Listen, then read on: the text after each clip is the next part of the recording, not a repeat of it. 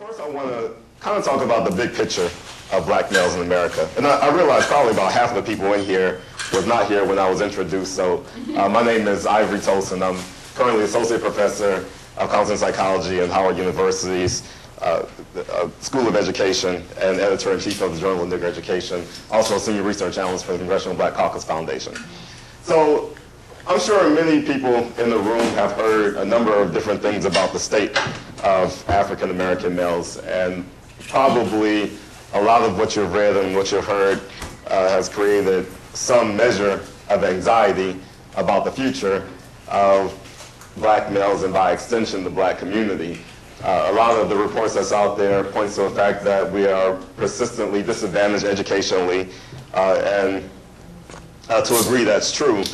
When you look at our rates of graduation from college, if you look at the achievement gap where we consistently graduate from high school at a lower rate than our peers in other race groups, you know that there are some disadvantages educationally.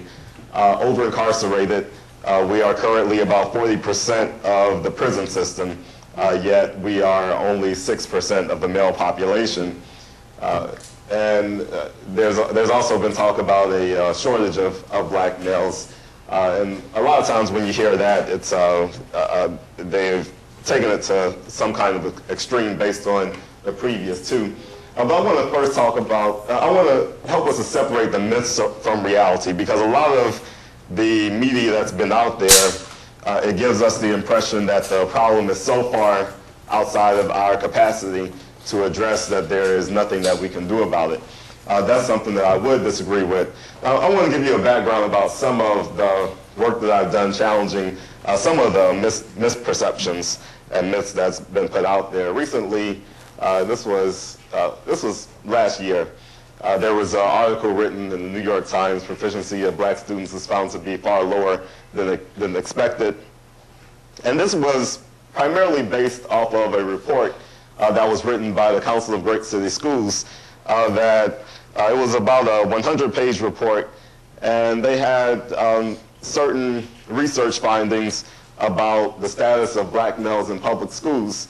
And among the more bleak findings that they reported was that they said that black males who were from middle-class households were performing at lower rates than white males from poor households. So they basically challenged the assertion that poverty has anything to do with it. They also said that black males who did not have any disabilities were performing at a lower rate than white males with disabilities. And so, so it was some pretty far-reaching assertions. So I got a copy of that report. And basically what I found was a report that had no methodology, that used all of their findings based on NAEP performance indicators. And there's a lot of controversies as far as the way NAEP is implemented, what it actually tells. The report actually showed that only 38% of white boys were scoring proficient in reading. That was compared to 12% of black males. But when I look at 38 and 12, to me the more concerning factor is that only 25% of boys total are scoring proficient in reading, not the gap between the two. But they never addressed that. And on the issue of ability versus disability, they used disability about 50 times throughout the report, but never defined what disabilities were. They never defined whether it was a learning disability, whether it was a emotional disability. And so it was a lot of flaws with that. So I wrote an article in response to that. This one was called Beyond the Bell Curve. But I actually wrote a series of articles. One of them was called The Happy Bell Curve. That was the original title of it. And I called it The Happy Bell Curve because in the past, when people would put things out there, they used the bell curve, and we all know the famous book, The Bell Curve, which made the assertion that black people were inherently inferior. My argument is that now we have that same research, but it's kind of flipped upside down and written in a liberal context, and a lot of black people are accepting inferiority because we're given it's given to us by a different view. But it makes the same callous argument that the status of black males is beyond repair. So after I wrote a series of blogs against it, there was at least one correction, which kind of points to the topic that we have today. There was one of the things that I pointed out in the original New York Times article that weaves together all of these disparate figures is that they place right in the middle of all of these disparities among black males that our representation in college was only 5%. The current U.S. estimates that I found was that our representation in the U.S. population is 5.8%. So if we're 5% of college, then that's not necessarily a marker of a disparity.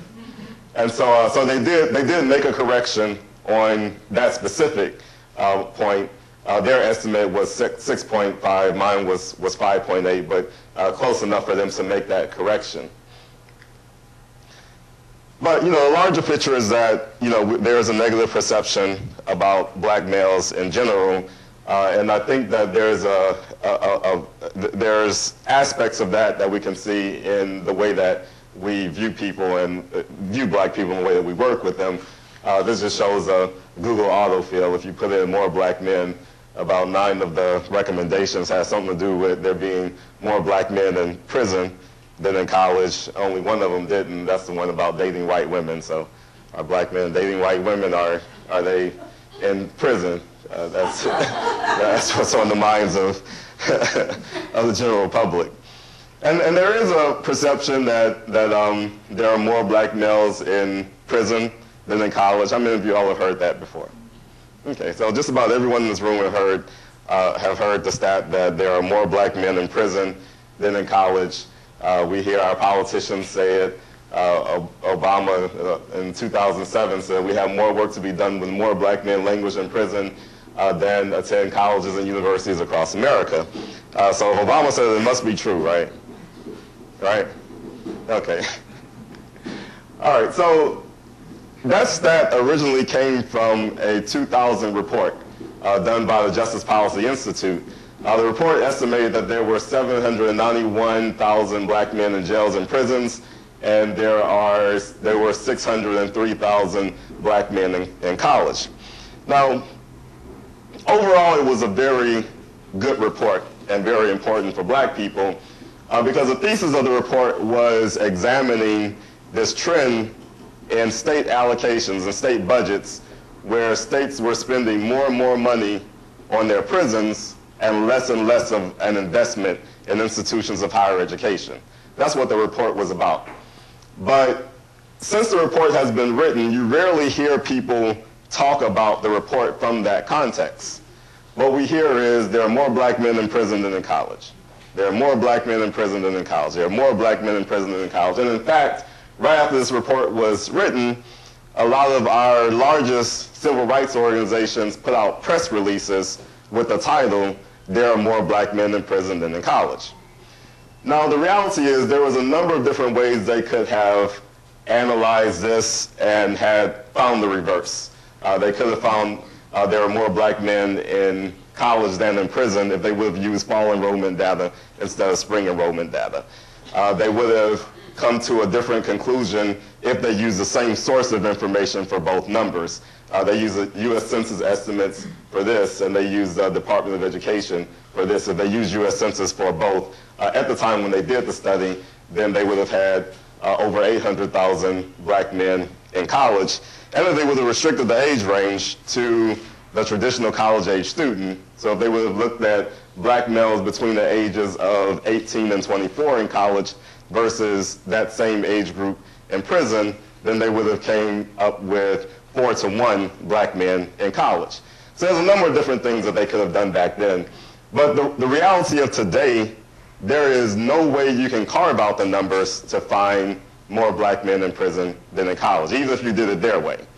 Because since they did the study, the number of black men in college has greatly exceeded the number of black men in prison. So it's not even close to the truth today. It was more closer to the truth 11 years ago than it is today. Today there's about 400,000 more black men in college than in prison.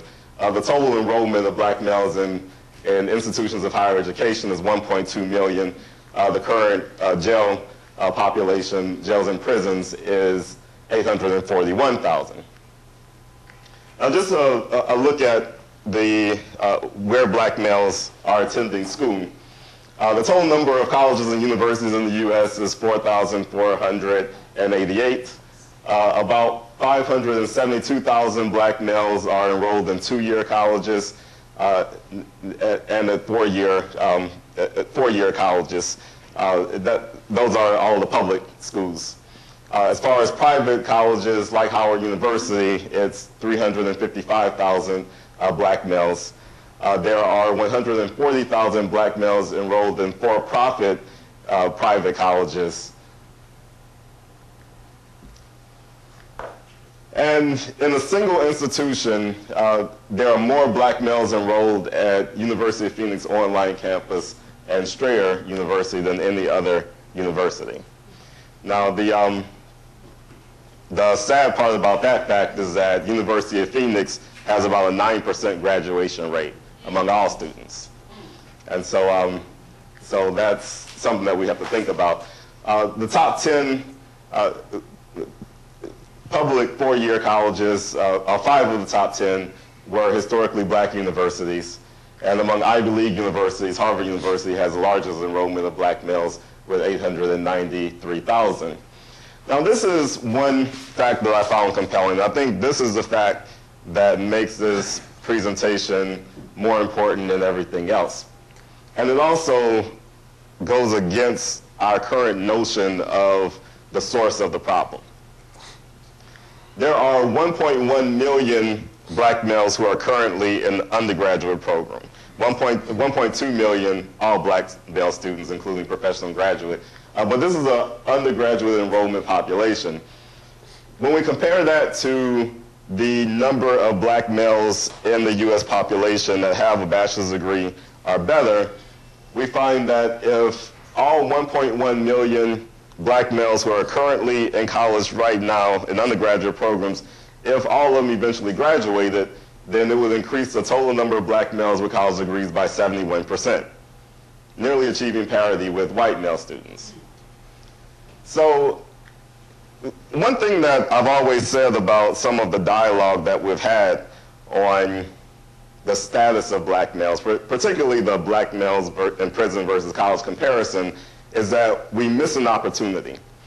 And the opportunity that we miss is our opportunity to work with young black males, the millions of young black males who are being advised into junior colleges, community colleges, and online universities. A lot of them aren't really being advised into online universities. It's just that they're being promoted to them in such a robust manner that they end up going there. So we see some of these poor black communities. We see one black male who is involved with drugs, gang violence, and who's in and out of the criminal justice system. Then there's this other black male who carefully avoids gangs, who never sold drugs, even though his brother sold drugs, who had maybe a 2.8 GPA in high school, which was actually pretty good at the school that he went to. And he decides to go to a community college because he's a first-generation college student, and he doesn't feel like he has enough money to come to a university like Howard or Bowie or anywhere like that. That's the young black male that we're missing, because we're thinking about the one that's involved with the gang. Our attention is so rigidly focused on this minority, and they are a minority. I don't care what community you look at, I don't care what high school you look at, you never find more than 10% involvement in serious violent behavior, but yet that becomes our rigid focus, and we're not focused on these others.